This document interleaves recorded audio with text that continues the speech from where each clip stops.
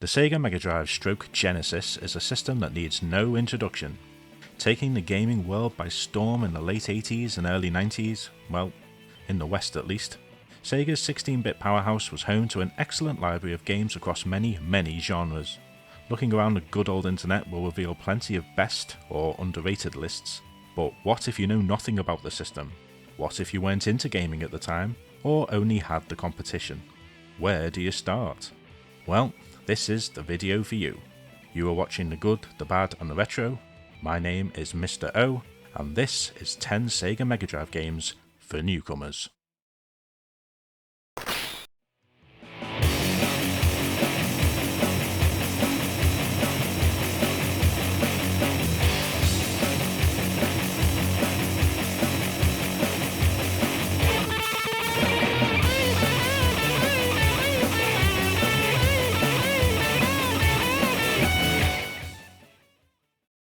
Before we start, I feel I should set out the criteria for the games on this list.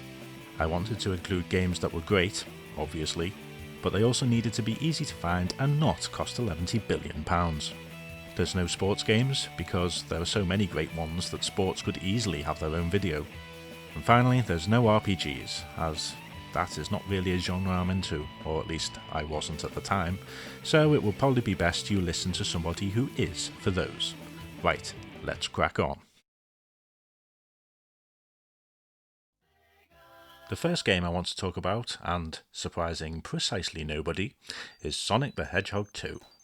Now, to be fair, you can't really go wrong with any of the Sonic games on this system, but for the purposes of this list I decided to go with popular opinion and include the second game. Sonic 2 took everything that was great about the first Sonic and added to it. It had more speed, more and bigger levels, a more impressive bonus stage, more boss fights, a 2-player mode, and was the debut of not only Tails, but also Super Sonic. It is many people's favourite game in the series, and is the best-selling standalone game on the system. If you like this game, you may also want to check out the other Sonic games: Rocket Knight Adventures, Kid Chameleon, Ristar, and Tiny Toon Adventures Buster's Hidden Treasure. Streets of Rage 2 was released by Sega in 1992 and was a collaboration between several in-house studios, the most notable being Ancient, who had worked on the 8-bit version of Sonic the previous year, and the results are, quite frankly, astonishing. Coming on a huge 16 meg cart, this game completely annihilates all other scrolling fighters on this console, and in fact may even be my favourite game in the entire genre. What Streets of Rage 2 does so well is give weight to your attacks. I mean, just listen to this punch sound. Great stuff. You really feel every attack in this game, don't even get me started on the pipe sound. Another thing that this game gets right is space management. The way you police the enemies around you is the real reason this title feels so good to play. The enemy AI combined with your arsenal is a fine balance that never lets you feel overwhelmed no matter how many enemies are around you, and this is something that even the best arcade brawlers fail to get right. This is hands down my favourite game on the console, and if you only buy one game on this list, make it this one. If you like Streets of Rage 2, try the first game. It's not as good as 2, but has better music in my opinion. There's also a third game, but I wouldn't bother unless you can play the Japanese version, and even then, the asking price these days for it is ridiculous.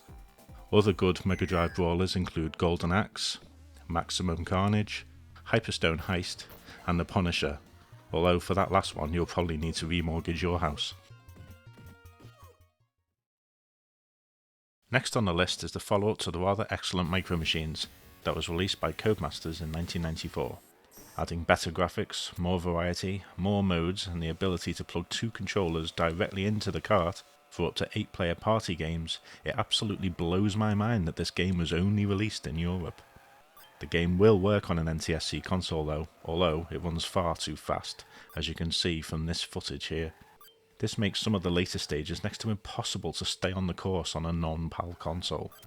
For Europeans though, this is very probably the best multiplayer party game for the system. If you like Micro Machines 2, there are 3 other games in this series on the console, although none of them are as good in my opinion. You may also want to check out Super Skid Marks, power drive, and double clutch. Actually, no, forget double clutch, it's a bit rubbish.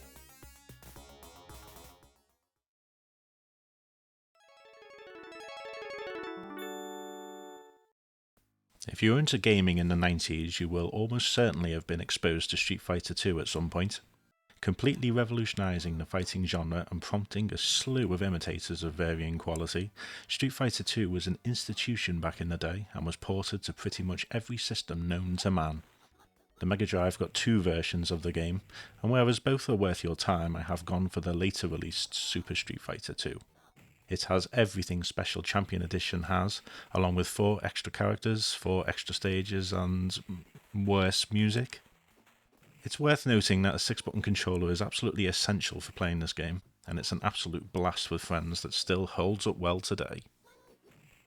If you like this game, then you may also want to try Mortal Kombat 2, Samurai Showdown, Fatal Fury 2, and Virtua Fighter 2. Don't listen to the online hate for Mega Drive Virtua Fighter 2. As a sprite-based representation of a 3D polygonal fighting game, it's as good as you could possibly hope for, and there are far, far worse fighting games on this system. What happens if a load of ex-Konami staff form their own studio and focus on quality action? Gunstar Heroes happens, that's what. Now this is a bit of a cheat, as this game is kind of expensive now, but since it has been re-released in so many compilations over the years, it's easy to try it out and see if you want to take the plunge.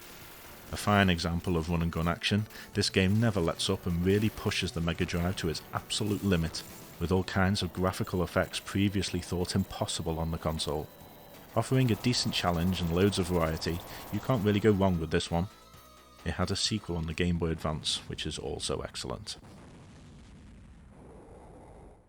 If you like this, try Probotector, aka Contra Hard Corp, Robocop vs Terminator, Alien 3, and Midnight Resistance. All of these are quality games. I didn't really want to have 2 platformers on this list, but Sega's Disney output was so good I just had to include one of them. In the end I opted for World of Illusion, thanks to its stunning visuals, excellent cooperative gameplay, and just general heartwarming tone. If ever there was a great game to play with your kids, this is it. Featuring the ability to play as Mickey Mouse, Donald Duck, or both in co-op, the game is actually different depending on who you play as, increasing the replay value considerably. With some great bosses, a nice variety of locales and stage designs, this is hands down one of the best platformers available on the Mega Drive. If you like this game, try out the prequels Castle of Illusion and Quackshot, as both are equally as excellent. Aladdin, Lion King, and Mickey Mania are also worth checking out.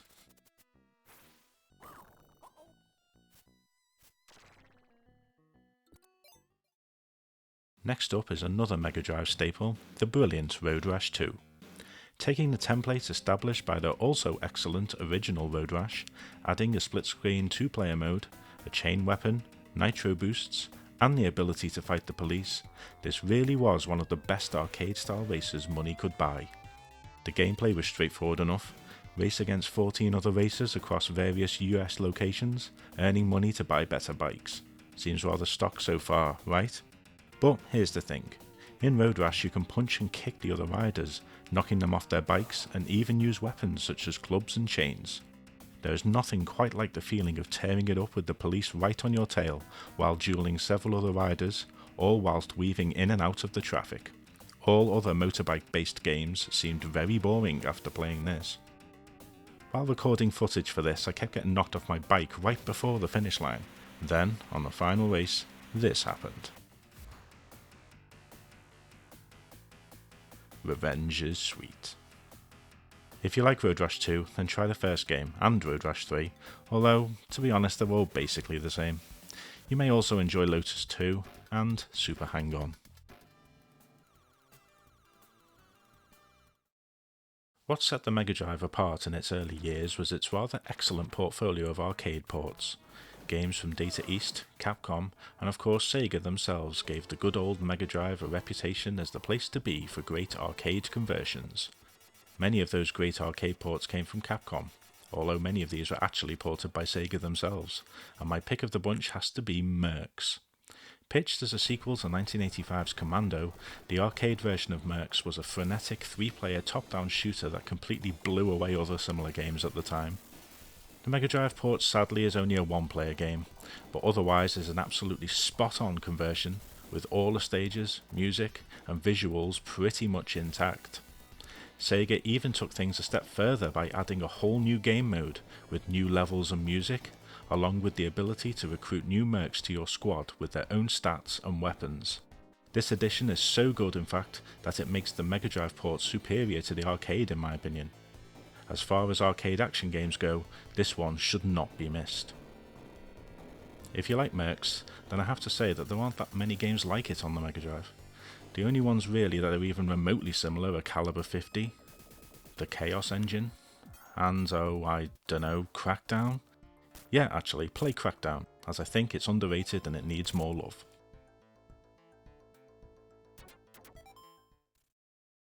Ooh, we're into proper arcade territory now. Yes, it's shmup time. God, I hate that word. There are loads of shooters on the Mega Drive, over 80 of them in fact, and most of them are absolutely worth playing. Narrowing down to just one was nigh on impossible, but in the end, I went with Thunder Force 3. With incredible visuals, thumping music, varied levels, awesome gameplay, and a fair challenge, it comes as no surprise that this is many people's favourite arcade shooter on the platform. In fact, my only problem with it, as an Englishman, is that it wasn't officially released in the UK. But it could be worse. It could have been called something utterly stupid like Lightning Force.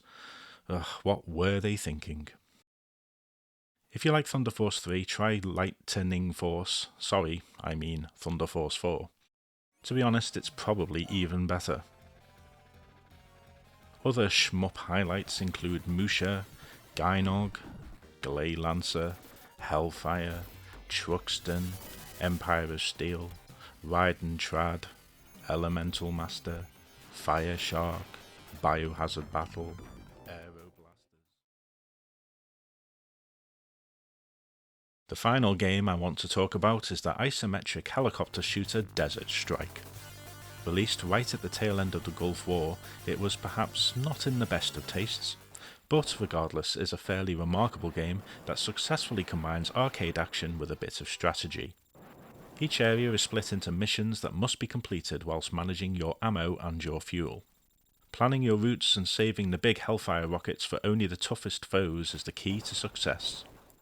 There's only 4 stages to explore, but there are plenty of secrets to find and pilots to rescue, who you can then use, increasing replay value somewhat.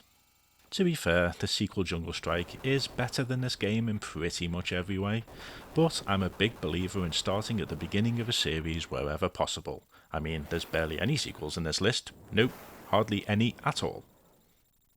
Joking aside, this first game still holds its own and is a 16-bit must-play. If you like Desert Strike, there are also the 2 sequels which are excellent. There's also Red Zone, which is kinda similar, but despite an impressive intro, is otherwise pretty unremarkable. So, there is my list of Mega Drive games for newcomers. Feel free to suggest others or tell me how wrong I am in the comments below. I'm off to blow up some buildings and see if they are hiding some fuel drums that didn't also explode somehow. Until we meet again.